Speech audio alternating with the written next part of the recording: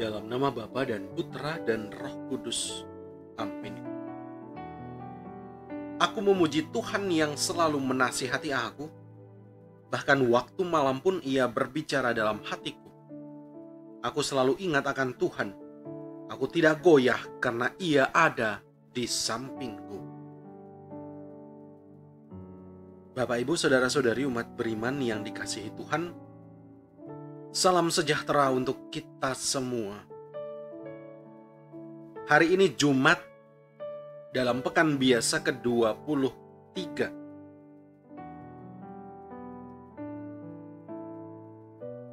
Dalam suratnya kepada Timotius, Rasul Paulus menyadari bahwa kasih karunia Allah melampaui kelemahan kita sebagai manusia.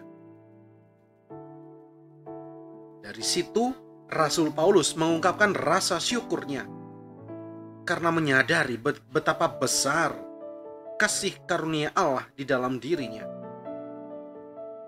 Ia adalah seorang penghujat dan penganiaya, tetapi tetap dikasihi oleh Allah. Sudahkah kita menyadari penuh akan besarnya kasih Allah bagi kita?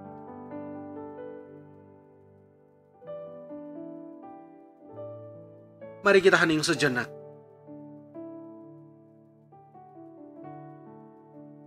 Kita siapkan hati untuk mendengarkan sapaannya yang kudus.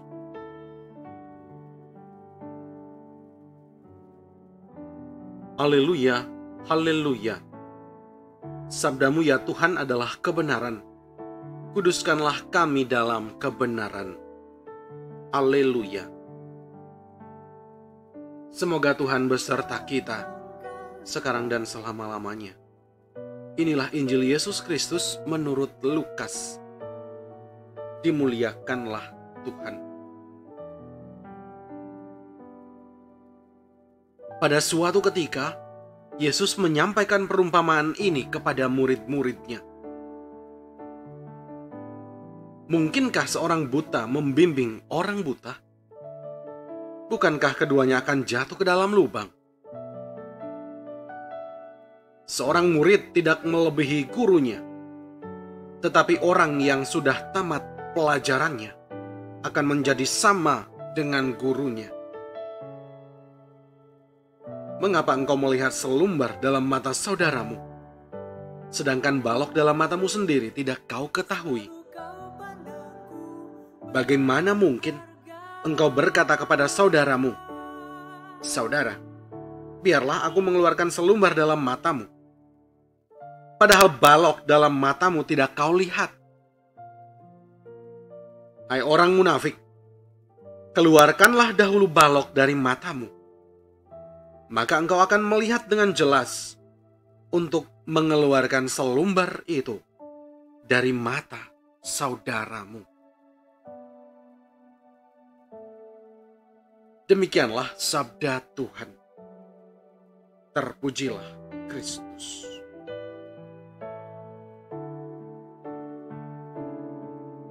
Jangan menghakimi. Bapak, Ibu, Saudara-saudari umat beriman yang dikasihi Tuhan. Hal yang paling gampang dilakukan oleh setiap manusia adalah melihat kesalahan orang lain daripada kesalahannya sendiri. Lebih gampang menilai orang lain daripada introspeksi diri. Kenyataan ini menunjukkan bahwa betapa rapuh dan lemahnya kita dalam membangun relasi yang baik dan harmonis dengan orang lain.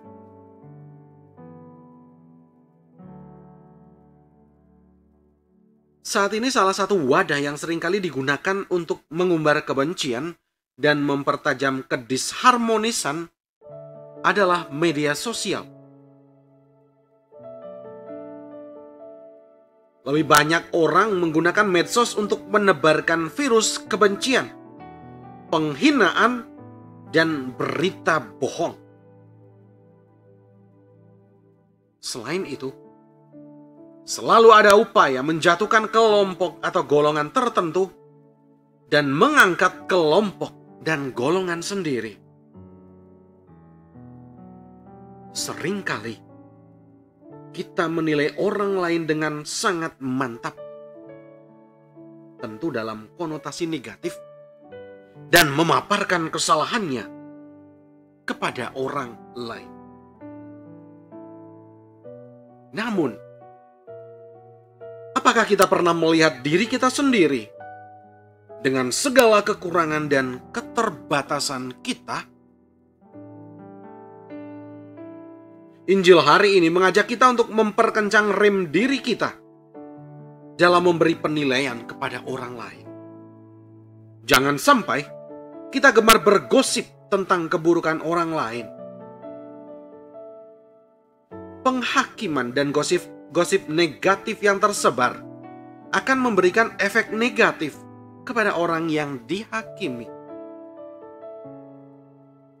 Ketika ia berubah menjadi lebih baik, orang lain tidak mengikuti perubahan yang terjadi dalam proses perubahan dirinya.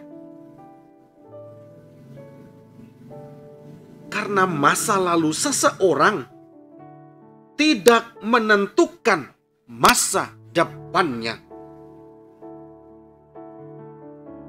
Andai setiap pribadi mengambil waktu sejenak untuk merenungkan, apakah diri saya sudah sempurna? Apakah saya tidak berdosa? Apakah saya selalu benar? Secara jujur, jawabannya adalah kita semua tidak sempurna. Kita semua orang berdosa. Kita semua pernah melakukan kesalahan. Lalu, apakah yang tidak sempurna ini masih pantas untuk menghakimi sesamanya?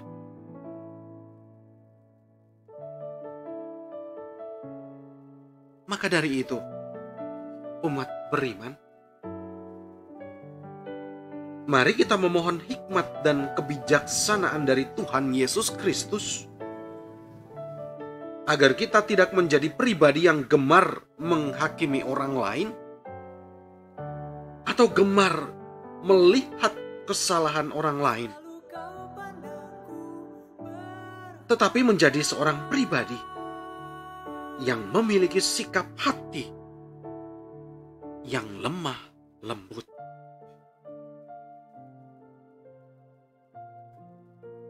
Semoga Tuhan senantiasa memberkati perjalanan hidup kita. Amin. Marilah kita berdoa. Ya Tuhan Yesus, dalam keseharian hidup, kami selalu mudah melihat kekurangan orang lain daripada menyadari kerapuhan diri sendiri.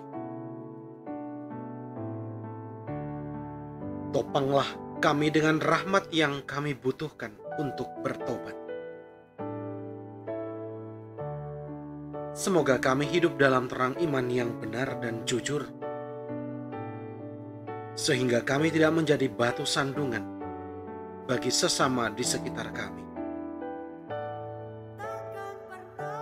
Dikau kami sembah dan kami puji bersama Bapa dan Roh Kudus, kini dan sepanjang segala masa. Amin. Semoga Allah Maha Kasih menganugerahkan berkat-Nya kepada kita semua, dalam nama Bapa dan Putra dan Roh Kudus. Amin.